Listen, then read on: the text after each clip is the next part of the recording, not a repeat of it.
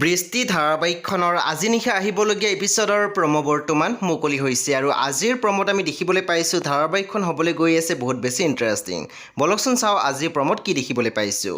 আজিৰ প্ৰমোৰ প্ৰথম ভাগত আমি দেখিবলৈ পাইছোঁ ঝৰ্ণাই কৈ আছিল, মই যিখিনি জানিব লাগে সেইখিনি জানিয়ে এৰিম, মোক কোনেও বাধা দিব নোৱাৰে, ইভেন তুমিও নোৱাৰা।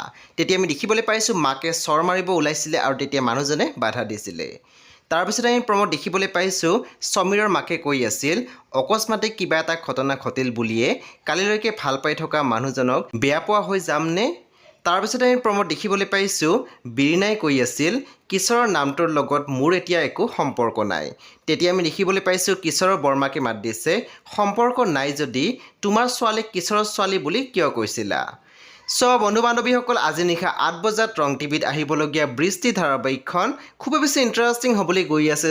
আপোনালোকে চাবলৈ একেবাৰে নাপাহৰিব। পৰৱৰ্তী আপডেটৰ বাবে আপোনালোকে আমাৰ চেনেলটো ছাবস্ক্ৰাইব কৰি কাষত থকা বেল আইকনো টিপি দিবলৈ একেবাৰে নাপাহৰিব।